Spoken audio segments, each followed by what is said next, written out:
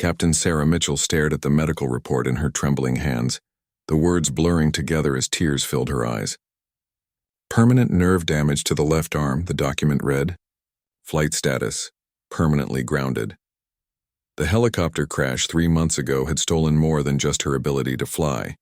It had ripped away her identity, her purpose, everything she had worked for since she was 16 years old. The military hospital room felt like a prison cell. Outside the window, she could see fighter jets taking off from the airbase, their engines roaring with a sound that once filled her with excitement, but now only brought pain. Each takeoff was a reminder of what she could no longer do. The doctors had been clear.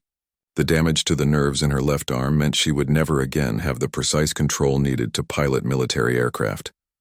Sarah had been one of the youngest female pilots to earn her wings in the Air Force. She had flown rescue missions in war zones, saved countless lives, and earned the respect of every pilot on the base. Her call sign was Phoenix because she always found a way to rise from impossible situations. Now, sitting in this sterile room with her arm in a sling, she felt more like ashes than a bird of fire. Her commanding officer, Colonel James Harrison, knocked softly on the door before entering. He was a tall man with graying hair and kind eyes that had seen too many good soldiers broken by war and accident. "How are you feeling today, Captain?" he asked, though they both knew the answer. "Like my life is over," Sarah replied honestly. She had always been direct, never one to sugarcoat the truth. "What am I supposed to do now, sir? Flying isn't just my job, it's who I am. Without it, I'm nothing." Colonel Harrison sat down in the chair beside her bed. He had delivered this kind of news to pilots before, but it never got easier.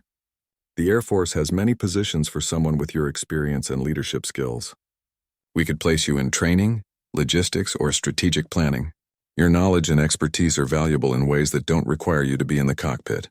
Sarah turned away from him, looking out at the runway where mechanics were preparing another squadron for takeoff. "With respect, sir, that's not flying. That's accepting defeat." Her voice was bitter, filled with the anger that had been building inside her since the accident. "I didn't join the Air Force to sit behind a desk and watch other people do what I love." The colonel understood her pain. He had been grounded himself once early in his career due to a back injury. The difference was that his grounding had been temporary. Sarah's was forever. "I know this is hard to accept," he said gently.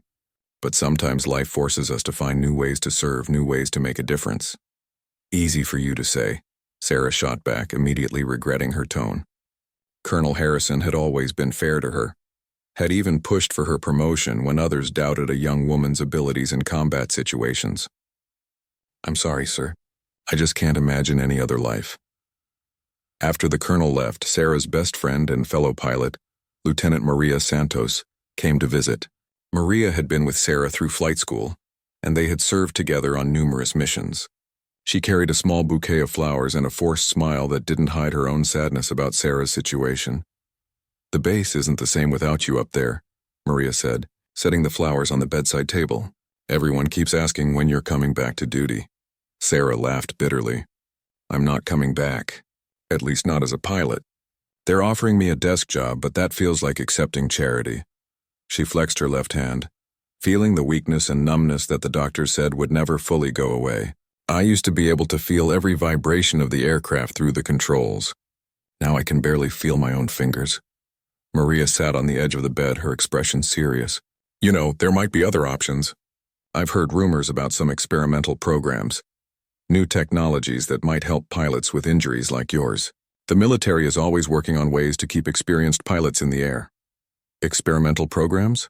Sarah asked, a tiny spark of hope flickering in her chest despite her efforts to suppress it. "What kind of programs?" "I don't know the details," Maria admitted. "But Dr. Chen in the research division has been asking questions about your case. She seemed very interested in the specifics of your injury and your flight experience. Maybe it's worth talking to her." That evening, alone in her room, Sarah thought about what Maria had said. She had always been skeptical of experimental treatments and new technologies. In her experience, the tried-and-true methods were usually the best. But now, faced with the end of her flying career, she found herself willing to consider options she would have dismissed before. Dr. Chen visited the next morning. She was a small woman with sharp, intelligent eyes and an air of excitement that seemed out of place in the somber hospital environment. "Captain Mitchell," she said, extending her hand. "I've been following your case with great interest. Your injury is unfortunate, but it might also present us with a unique opportunity." "What kind of opportunity?" Sarah asked warily. She had learned to be suspicious of people who seemed too eager to help, especially when her situation seemed hopeless to everyone else. "I'm working on a project that could revolutionize how we think about pilot disabilities," Dr. Chen explained. "We're developing technology that could allow pilots with nerve damage to fly again, possibly even better than before. But we need the right test pilot, someone with exceptional skill and experience." Sarah felt her heart rate increase. "Are you talking about some kind of prosthetic? Because I still have my arm, it just doesn't work properly anymore." "Not prosthetics exactly," Dr. Chen said mysteriously. "Something much more sophisticated. Neural interface technology that could bypass the damaged nerves entirely. But it's still in development, and it would require someone willing to take significant risks." For the first time since the accident, Sarah felt something other than despair. It might be false hope, but it was hope nonetheless. "What kind of risks?" Dr. Chen smiled. "The kind that would appeal to someone whose call sign is Phoenix." 2 weeks later, Sarah found herself in a classified research facility buried 3 levels beneath the main airbase. The corridors were stark white and filled with the hum of advanced computers and medical equipment. Dr. Chen led her through multiple security checkpoints, each requiring different levels of clearance that Sarah didn't even know existed. "This project is highly classified," Dr. Chen explained as they walked. "What you're about to see represents years of joint research between our military and several private technology companies. We've been waiting for the right candidate to test the system." They entered a large laboratory filled with screens showing brain scans, nerve pathways, and flight simulations. Several technicians worked at various stations, monitoring data streams that Sarah couldn't begin to understand. In the center of the room stood what looked like a pilot's seat surrounded by a complex array of sensors, wires, and small mechanical devices. "This is the neural flight interface," Dr. Chen announced with obvious pride. "It's designed to read electrical signals directly from your brain and translate them into aircraft controls. The damaged nerves in your arm become irrelevant because the system bypasses them entirely." Sarah approached the chair cautiously. It looked like something from a science fiction movie, with thin cables that would apparently connect to her head and sophisticated monitors that would track her every thought. "How does it work exactly?" Dr. Chen activated several screens showing complex brainwave patterns. "When you think about moving your arm or operating flight controls, your brain generates specific electrical signals. These signals travel down your nerves to your muscles.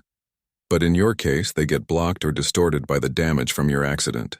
Our system intercepts those signals before they reach the damaged nerves." "And then what?" Sarah asked, running her fingers along the smooth surface of the chair. Despite her skepticism, she found herself fascinated by the technology. "Then the computer translates your thoughts directly into aircraft movements," explained Dr. Martinez, the lead engineer who had joined them. "The response time is actually faster than normal physical controls because there's no need for your brain to coordinate complex muscle movements. You think turn left and the aircraft turns left immediately." Sarah sat down in the chair, which was surprisingly comfortable despite its intimidating appearance. "This sounds too good to be true. What's the catch?" Dr. Chen and Dr. Martinez exchanged glances. "There are risks," Dr. Chen admitted. "The neural interface requires surgery to implant small sensors in your brain. The procedure itself is relatively safe, but there could be side effects. Some test subjects have experienced headaches, temporary confusion, or changes in sleep patterns." "Test subjects?" Sarah asked. "You mean this has been tested on people before?" "Only in laboratory conditions," Dr. Martinez said quickly. "Volunteers who were already scheduled for brain surgery for other reasons allowed us to test the sensors for short periods. But you would be the first person to have the system permanently implanted and the first to actually fly with it." The weight of being a test pilot for untested technology settled on Sarah's shoulders. She had flown dangerous missions before, but this was different. This was stepping into completely unknown territory where the risks couldn't be calculated based on experience or training. "What kind of aircraft would I be flying?" she asked. Dr. Chen smiled. "That's the exciting part. We've modified an F-22 Raptor specifically for this project. It's been equipped with the most advanced fly-by-wire system ever created, designed to work seamlessly with the neural interface. In theory, you'll have more precise control than any pilot in history. Sarah's breath caught. The F-22 was the most advanced fighter jet in the world, a machine she had only dreamed of flying. She had always flown rescue helicopters and transport aircraft. The opportunity to pilot such an advanced fighter was almost irresistible. When would this happen? She asked, trying to keep the excitement out of her voice. The surgery could be scheduled within a month, Dr. Chen replied. Recovery time would be about 2 weeks, then we'd begin training with the system. If everything goes well, you could be flying again within 3 months. That evening, Sarah sat in her temporary quarters, staring at the consent forms Dr. Chen had given her. The medical risks were spelled out in detail. Possible infection, seizures, personality changes, or even death.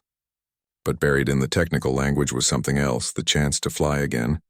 To be more than a grounded pilot accepting a desk job. She called Maria, who was the only person she trusted enough to discuss the situation with. It sounds incredibly dangerous, Maria said after Sarah explained the project. Brain surgery to install experimental technology. Sarah, this could kill you or leave you permanently disabled. I'm already permanently disabled as a pilot, Sarah replied. At least this gives me a chance to get back in the air. But what if something goes wrong? What if the technology fails while you're flying? You could crash, or worse, you could lose control and endanger other people. These were the same concerns that had been keeping Sarah awake at night. The responsible thing would be to decline the experimental procedure and accept the safe desk job the Air Force was offering. But the thought of spending the rest of her career watching other pilots do what she loved was unbearable. Maria, you know me better than anyone, Sarah said. I've never been able to play it safe. When we were in flight school and that instructor said women didn't belong in combat aircraft, did I back down? When my helicopter was shot down in that rescue mission, and everyone said the area was too dangerous for a recovery, did I wait for backup? No, Maria admitted reluctantly. You've always pushed the boundaries. But this is different. How is it different? Because this time you're not just risking your own life. If this technology works, it could change everything for pilots with disabilities. But if it fails, especially if it fails spectacularly, it could set back research for years. The responsibility is enormous. Sarah hadn't considered that angle. She wouldn't just be trying to save her own career. She could be paving the way for other injured pilots to return to flight status. The pressure was both inspiring and terrifying. The next morning, she met with Colonel Harrison to discuss her decision. He listened carefully as she explained the experimental program and its potential risks and benefits. Captain, I have to be honest with you, the colonel said. From an administrative standpoint, this program makes me nervous. The liability issues alone are staggering, but from the standpoint of a pilot who has seen too many good people grounded by injuries beyond their control, I understand why you're considering it. What would you do, sir? Sarah asked. Colonel Harrison was quiet for a long time. When I was your age, I probably would have jumped at the chance. Now, with more experience and more awareness of how things can go wrong, I'm not sure. But then again, I was never the pilot you are. You've always had exceptional instincts and reflexes. If anyone could make this technology work, it would be you. That afternoon, Sarah returned to the research facility and found Dr. Chen in her office, reviewing brain scan data from previous tests. Doctor, I need to know something honestly. Do you really believe this technology will work? Or am I just a guinea pig for an interesting experiment? Dr. Chen set down her tablet and looked directly at Sarah. Captain, I've spent 5 years developing this system because I believe it represents the future of human-machine interface technology. But you're right to be cautious. We're asking you to bet your life on science that exists more in theory than in practice. Then why are you so confident I should do it? Because every breakthrough in aviation history has required someone willing to take that first leap into the unknown. The first person to break the sound barrier, the first astronauts, the first pilots to fly jets. They all face similar risks. The difference is that now we have the technology to give disabled pilots abilities that might exceed what normal human physiology can achieve. Sarah made her decision that evening. She signed the consent forms and scheduled the surgery. The surgery took place on a cold Tuesday morning in March. Sarah lay on the operating table, feeling a mixture of terror and anticipation as the anesthesia began to take effect. Dr. Chen and her surgical team had spent weeks preparing for this procedure, using brain imaging to map exactly where the neural sensors needed to be placed. See you on the other side. Phoenix, Dr. Chen said with an encouraging smile as Sarah drifted into unconsciousness. When Sarah woke up 16 hours later, her head felt strange and heavy. Small bandages covered several spots on her scalp where the surgeons had made incisions to implant the neural sensors. The devices themselves were so tiny that she couldn't feel them, but knowing they were there made her acutely aware of every thought passing through her mind. "How do you feel?" asked Dr. Martinez, who was monitoring her brain activity on several screens beside the bed. "Like I have a computer in my head," Sarah replied honestly. "Is that normal?" "Actually, yes. The sensors are detecting your neural activity and transmitting data to our computers. Your brain is essentially learning to communicate with our system. It should feel more natural in a few days." The recovery period was unlike anything Sarah had experienced. For the first week, she suffered from severe headaches and occasional moments of disorientation, where she would forget where she was or what she was doing. Dr. Chen assured her these symptoms were expected as her brain adapted to the presence of the neural implants. During the second week, something remarkable began to happen. Sarah started to sense a connection between her thoughts and the computers in the laboratory. When she concentrated on moving her left arm, displays would show spikes in neural activity that the system was learning to interpret as specific commands. "This is incredible," Dr. Martinez told her during one of the daily testing sessions. "Your brain is adapting to the neural interface faster than we predicted. Most people take weeks to develop this level of connection. You're doing it in days." Sarah was sitting in the neural interface chair, wearing a lightweight helmet connected to the laboratory computers. On the screen in front of her, a simple flight simulator responded to her thoughts. When she imagined pulling back on a control stick, the virtual aircraft climbed. When she thought about banking left, it turned smoothly in that direction. "It feels like magic," Sarah said, watching the aircraft on screen respond to her mental commands with perfect precision. "I'm not moving my hands or feet at all, but the plane is doing exactly what I want it to do." Dr. Chen monitored the data streams showing Sarah's brain activity. "The neural patterns are becoming more consistent and stronger each day. I think we're ready to move to the next phase."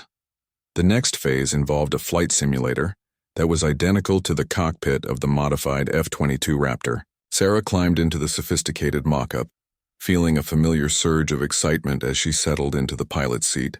But instead of traditional controls, the cockpit was equipped with neural interface sensors that would read her thoughts and translate them into aircraft movements. "Remember," Dr. Martinez said through the headphones, "don't try to force the connection. Let your instincts guide you, and trust the system to interpret your intentions."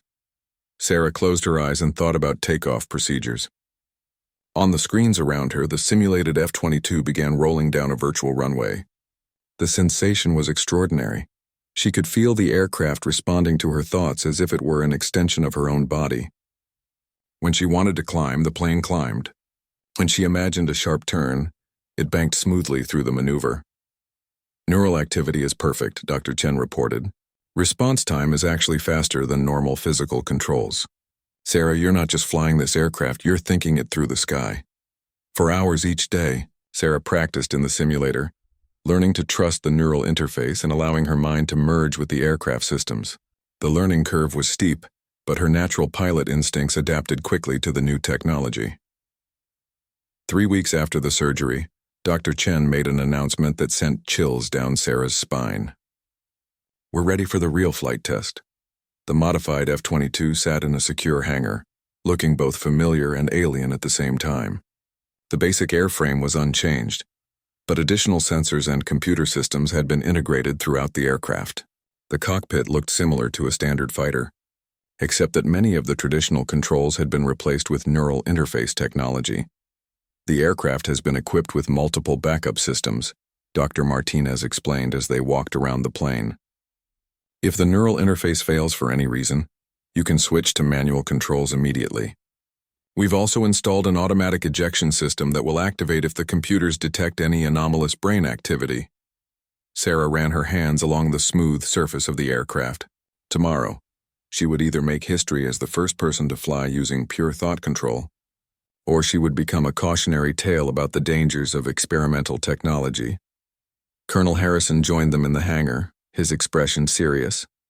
"Captain, I want you to know that you can back out of this test at any time. No one would think less of you for deciding the risks are too great. With respect, sir, I didn't go through brain surgery and weeks of training just to back down now." Sarah replied. Besides, I've been dreaming about flying an F-22 since I was a cadet. Even if this experiment fails, at least I'll get to experience the most advanced fighter in the world. That evening, Sarah called her parents to let them know about the test flight. She couldn't tell them about the neural interface technology due to security restrictions, but she wanted to hear their voices before attempting something that could end her life. We're proud of you, honey, her mother said. Whatever you're doing, we know it's important and that you'll do your best. Her father, a former Navy pilot himself, was more direct. Sarah, your voice sounds different. Are you sure you're ready for whatever this mission is? I'm as ready as I'll ever be, Dad. I just wanted to call and say I love you both. Maria visited her quarters later that evening, bringing a bottle of Sarah's favorite coffee and a deck of cards they had played with during countless long deployments. They spent the night talking about old times, carefully avoiding discussion of the next day's test. Whatever happens tomorrow, Maria said as she prepared to leave, remember that you've already proven yourself a dozen times over. You have nothing left to prove to anyone. I'm not doing this to prove anything, Sarah replied. I'm doing it because I need to know if I can still fly. If this technology works, it could help hundreds of other injured pilots get back in the air.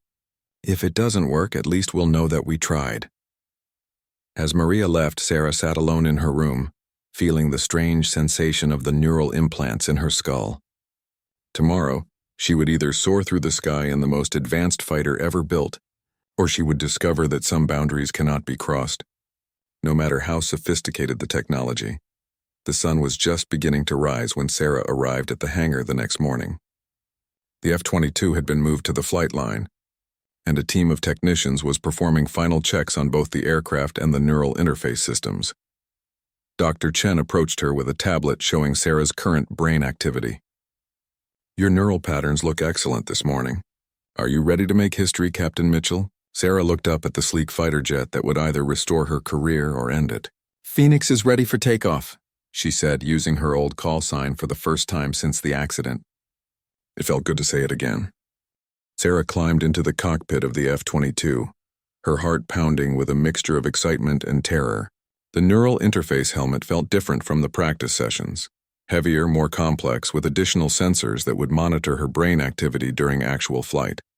As the technicians secured her harnesses and connected the neural systems, she took deep breaths to calm her nerves. All systems showing green, Dr. Martinez reported from the control tower. Neural interface is online and responding to your thought patterns. How do you feel, Captain? Like I'm about to find out if I'm still a pilot or just someone who used to be one, Sarah replied through the radio. The honesty in her voice surprised even herself. The F-22's engine spooled up with a sound like controlled thunder. Sarah had never heard anything so beautiful. Through the neural interface, she could feel the aircraft's systems coming alive. Not just see them on displays, but actually sense them as extensions of her own body. The sensation was overwhelming at first, like suddenly growing new limbs that responded to her thoughts. Tower, this is Phoenix requesting permission for takeoff, she said, using her old call sign officially for the first time in months. Phoenix, you are cleared for takeoff on runway 27. Good luck, Captain. Sarah thought about advancing the throttles and the F-22 began rolling forward. The neural connection was so responsive that she had to be careful not to let stray thoughts affect the aircraft's systems. As speed increased, she felt the moment when the aircraft wanted to leave the ground, and she gently thought it into the air. The takeoff was smoother than anything she had ever experienced. Instead of fighting the aircraft or wrestling with controls, she was simply thinking her way through the sky.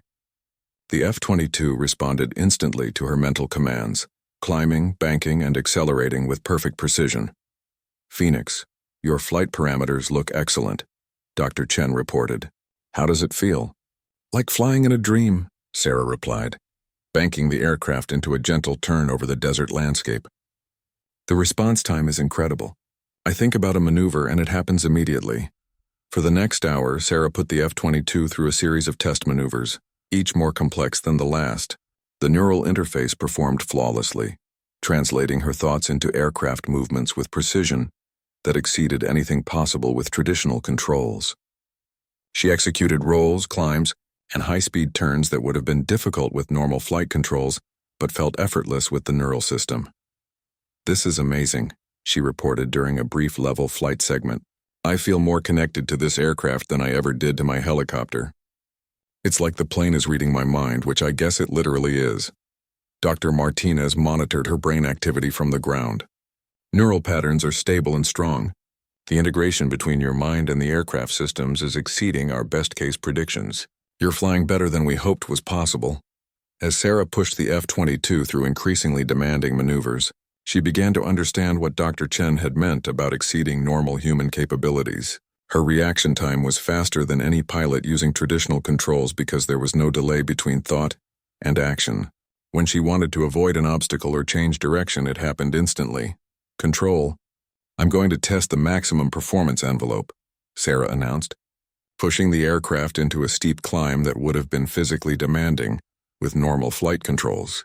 Through the neural interface, the maneuver felt as natural as walking. Suddenly, alarms began sounding in both the aircraft and the control tower. Sarah's heart rate spiked as she saw multiple warning lights illuminating the cockpit displays. But she quickly realized the alarms weren't indicating mechanical problems with the aircraft. They were warnings about incoming aircraft. Phoenix, we have multiple bogies approaching your position at high speed, the tower controller announced urgently. These are not scheduled training flights. Repeat, you have unknown aircraft inbound. Through the F-22's advanced radar systems, Sarah could see 4 aircraft approaching from the east at supersonic speed. They weren't showing identification transponders, and their flight pattern was clearly hostile. This wasn't a training exercise, these were real enemy aircraft and they were heading directly toward the airbase. Control, are those aircraft responding to radio contact? Sarah asked, already knowing the answer.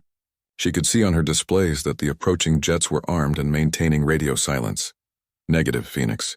They're not responding to any attempts at communication. We're scrambling additional fighters, but you're the only aircraft in position to intercept. What's your status? Sarah felt a surge of adrenaline unlike anything she had experienced during the test flight. This was exactly the kind of situation she had trained for her entire career. But she was flying experimental technology that had never been tested in combat. The neural interface had worked perfectly during peaceful maneuvers. But would it respond properly under the stress and pressure of actual aerial combat?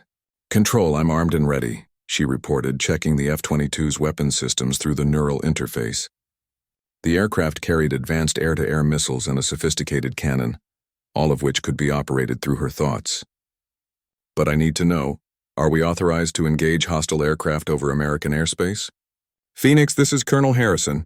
You are authorized to engage any aircraft that pose a threat to the base or civilian populations. Use your judgment, but protect our people. The enemy aircraft were now clearly visible on Sarah's radar, approaching in a tight formation that suggested military training and hostile intent. They were still several minutes away from the base, but at their current speed, they would be in position to attack very soon. Sarah banked the F-22 toward the approaching threat, feeling the aircraft respond to her thoughts with remarkable agility. The neural interface seemed to sense her heightened alertness and arousal, providing even faster response times and more precise control than during the training flight. This is Captain Sarah Mitchell to unknown aircraft on bearing 090, she broadcast on all frequencies. You are approaching restricted airspace without authorization. Identify yourselves immediately or be considered hostile. The response came not in words, but in actions. One of the approaching aircraft launched a missile in Sarah's direction. Phoenix, you have a missile inbound, the tower controller shouted unnecessarily. Sarah's radar had already detected the threat, and the neural interface was helping her brain process the tactical situation faster than normal human reflexes could manage. Without conscious thought, Sarah rolled the F-22 into an evasive maneuver that would have been impossible to execute so quickly with traditional controls.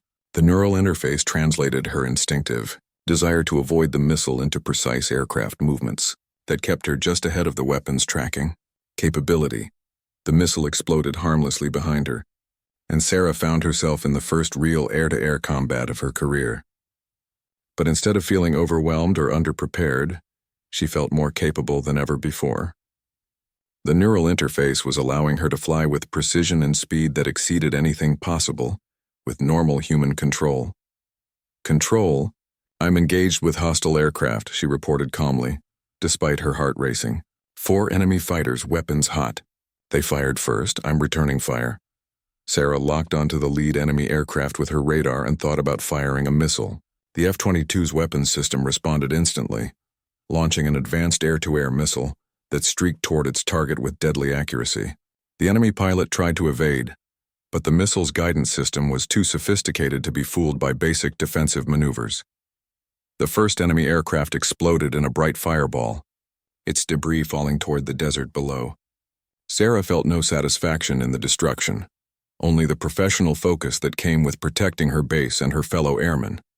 The three remaining enemy aircraft split up, trying to surround her and attack from multiple directions simultaneously. This was exactly the kind of complex tactical situation where the neural interface showed its true value. Sarah's brain could process the positions and movements of all three aircraft simultaneously, and the neural system allowed her to react to multiple threats faster than any human pilot, using traditional controls. She rolled into a climbing turn that brought her into position behind the second enemy aircraft, locked onto its engine heat signature, and fired another missile. The enemy pilot ejected just before his aircraft was destroyed, his parachute deploying as he fell toward the ground. 2 down, 2 remaining, Sarah reported. They're getting smarter about their tactics. The final 2 aircraft were approaching from different directions, trying to catch her in a crossfire that would be difficult to escape.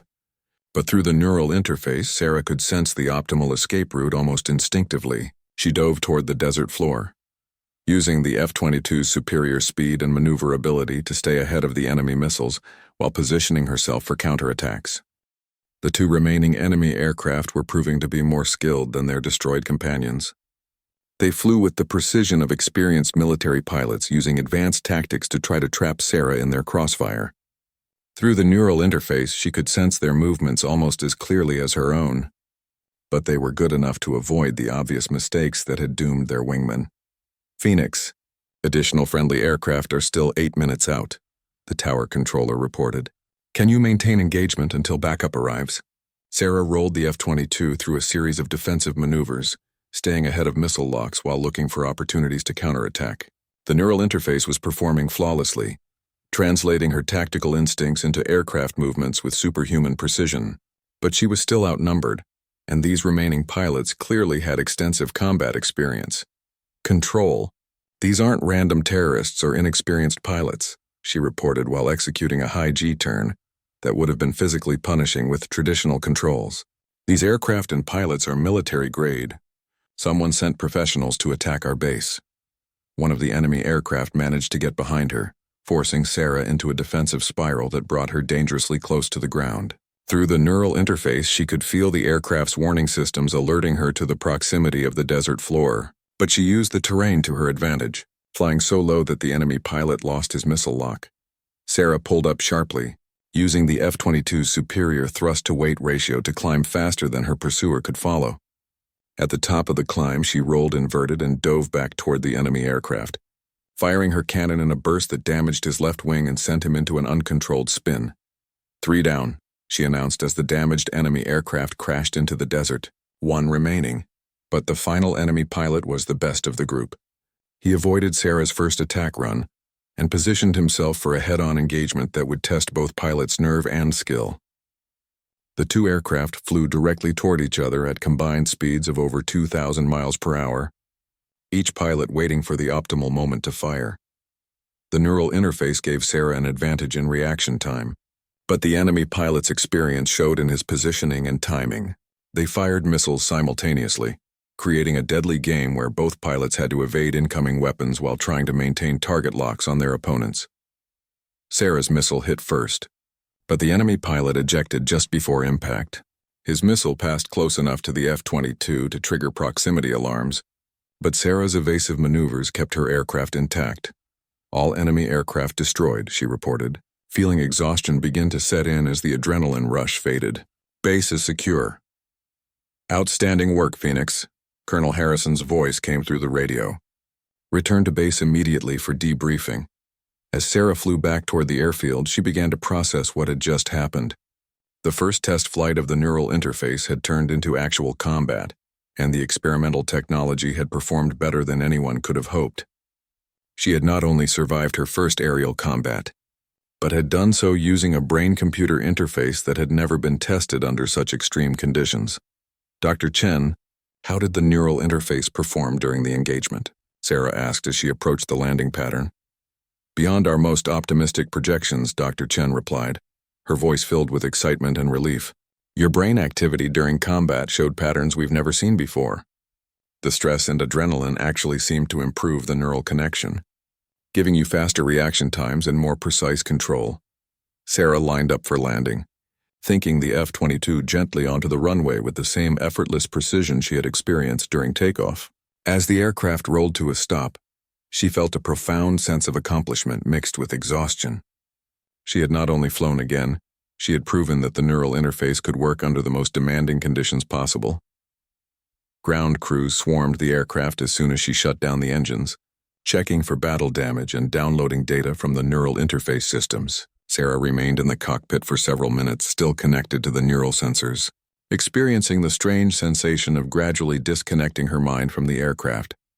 Colonel Harrison was waiting for her as she climbed down from the cockpit. His expression was a mixture of pride, relief, and amazement. Captain, I've been flying for 25 years and I've never seen anything like what you just did. How do you feel? Like I just discovered what I was born to do, Sarah replied honestly. The neural interface didn't just let me fly again. It made me a better pilot than I ever was before my accident. Dr. Chen approached with a tablet full of data from the flight. Sarah, the performance metrics from your combat engagement are remarkable. Your reaction times were 30% faster than the best recorded human responses, and your accuracy was near perfect. This technology isn't just helping disabled pilots, it's creating superhuman capabilities. As they walked toward the debriefing room, Sarah noticed Maria running across the tarmac toward them. Her friend's face was a mixture of relief, excitement, and disbelief. Sarah, I watched the whole engagement on radar, Maria said breathlessly. You took down 4 enemy aircraft single-handedly, using experimental technology that no one has ever tested in combat. Are you insane, or are you just the best pilot who ever lived? Maybe both, Sarah laughed, feeling giddy with success and exhaustion. But Maria, this neural interface is incredible. I could sense the enemy aircraft's movements almost like I was reading their pilots' minds. It was like having superhuman reflexes and perfect situational awareness. The debriefing session lasted for hours. Intelligence officers wanted to know everything about the enemy aircraft and their tactics. Medical personnel needed to check Sarah's condition after the neural interface's first combat test. And Dr. Chen's research team recorded every detail of how the brain-computer system had performed.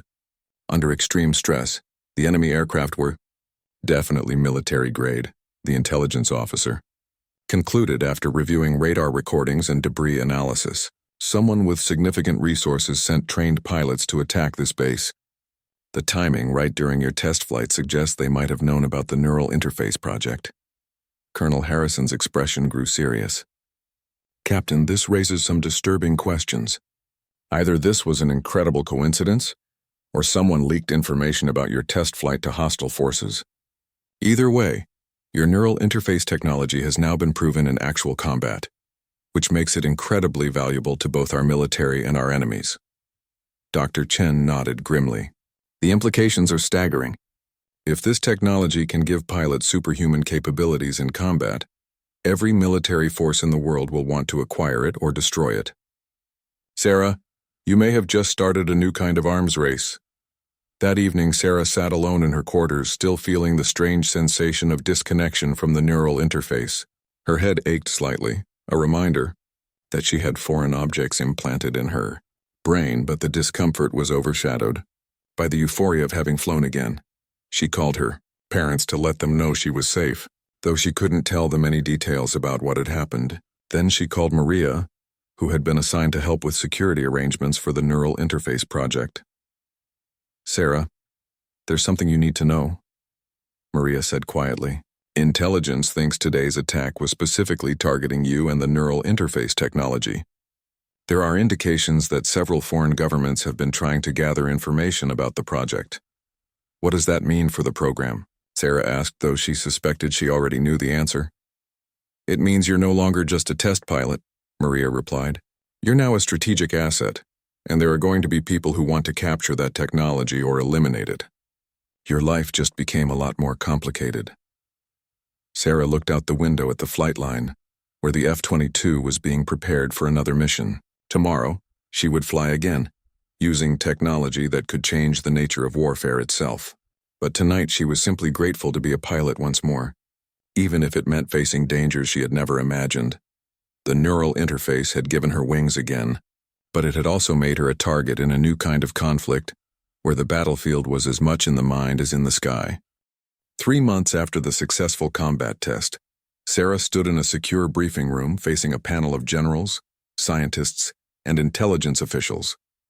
The neural interface program had been fast-tracked for military implementation, and she had become the lead test pilot for an entirely new generation of brain-controlled aircraft. But success had brought dangers that no one had anticipated. Captain Mitchell, General Patricia Hayes began. Intelligence confirms that at least 3 foreign governments have active programs attempting to replicate our neural interface technology. 2 of our allies have formally requested access to the research, and 1 hostile nation has made threats against anyone involved in the project. Sarah's success in the sky had made her a celebrity within military circles, but it had also painted a target on her back. The neural interface technology was now classified at the highest levels, and she lived under constant security protection. Every flight was monitored by multiple agencies, and every aspect of the technology was treated as a state secret. "What's the current status of the program expansion?" Sarah asked. She had been training other pilots to use neural interfaces, but the process was proving more complex than anyone had expected. Dr. Chen consulted her notes before responding. "We've attempted to implant neural interfaces in 12 other pilots over the past 3 months. 8 of them experienced severe complications ranging from seizures to personality changes. 3 others showed limited success, but couldn't achieve the level of integration you demonstrated. Only 1 pilot, Lieutenant Commander James Patterson, has achieved functional neural interface control." The sobering statistics reminded Sarah how lucky she had been. The neural interface technology that had seemed miraculous in her case was proving dangerous or ineffective for most other pilots. She was beginning to understand that her successful integration with the system might have been as much about her unique brain patterns as about the technology itself. "Patterson's performance is improving daily," Dr. Martinez added, "but he's still only achieving about 60% of your response rates and accuracy. We're beginning to think that your brain has some unusual characteristics that make you particularly compatible with the neural interface." Colonel Harrison, who had been promoted to oversee the entire program, leaned forward. "Captain, we need to discuss the elephant in the room." "You've become irreplaceable to this program, which makes you incredibly valuable to our enemies. Intelligence has identified at least 3 attempts to gather information about your medical history and neural patterns." The reality of her situation had been weighing on Sarah's mind for weeks. She wasn't just a pilot anymore. She was a weapon system, a strategic asset whose capabilities could shift the balance of air power around the world. The responsibility was overwhelming at times. "Sir, are you suggesting that I should stop flying?" she asked, dreading the answer. "On the contrary," General Hayes replied, "we're asking you to fly more than ever. We need you to lead the development of neural interface tactics and train the few pilots who can successfully use the technology.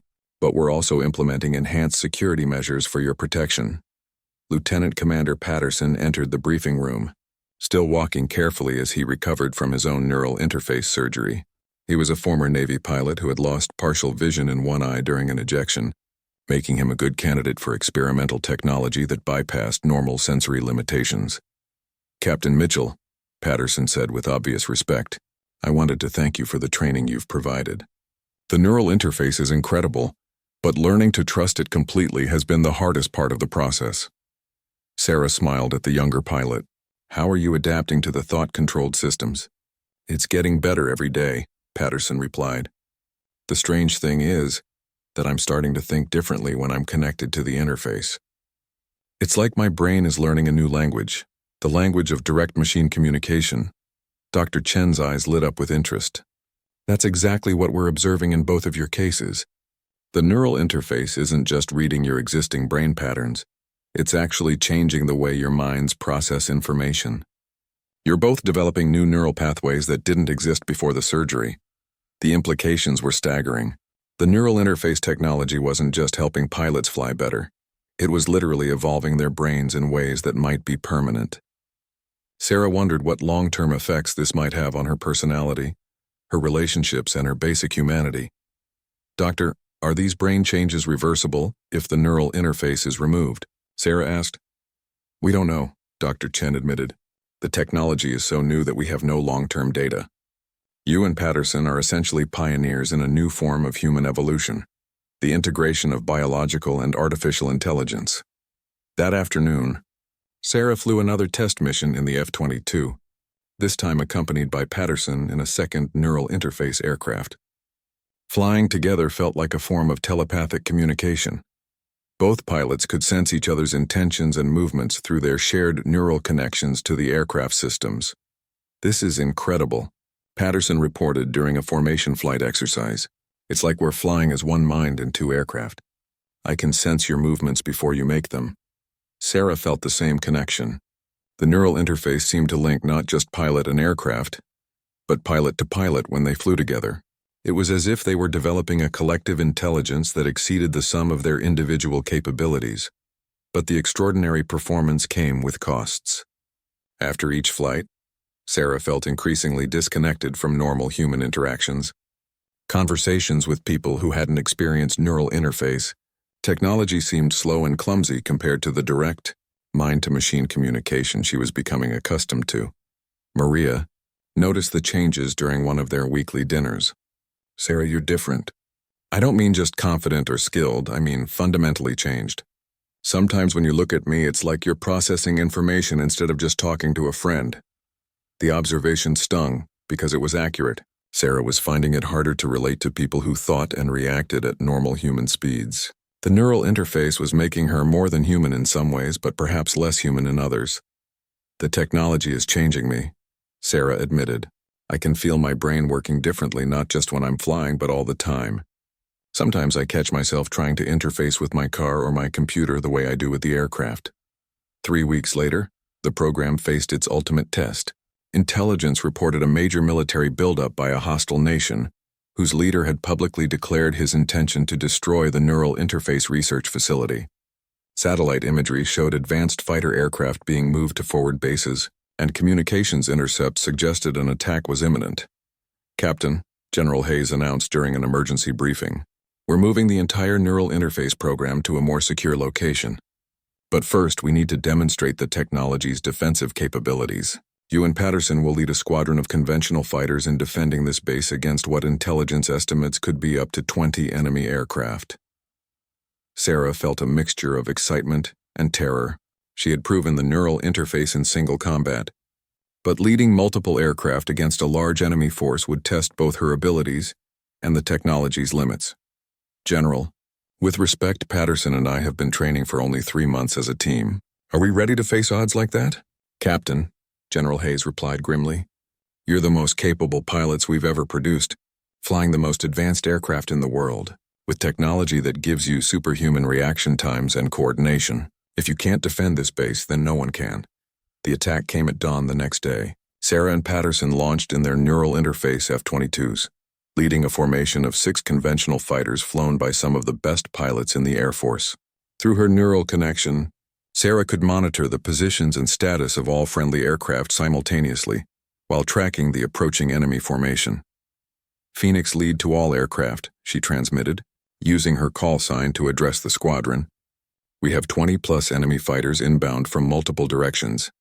Neural interface aircraft will engage primary threats, while conventional fighters provide support and protection for the base." As the enemy aircraft came within missile range, Sarah felt the neural interface expanding her consciousness to encompass the entire battlefield. She could sense Patterson's thoughts and intentions, track multiple enemy aircraft simultaneously, and coordinate with friendly fighters faster than normal human communication would allow. The battle was unlike anything in aviation history. Sarah and Patterson flew with perfect coordination, each pilot anticipating the other's moves and working together as if they shared a single mind distributed across 2 aircraft. They engaged multiple enemy aircraft simultaneously, their neural interfaces allowing them to process complex tactical situations faster than any human pilot could manage. Within minutes, 8 enemy aircraft had been destroyed. and the remaining attackers were in full retreat. Sarah and Patterson had not only defended the base, they had demonstrated capabilities that redefined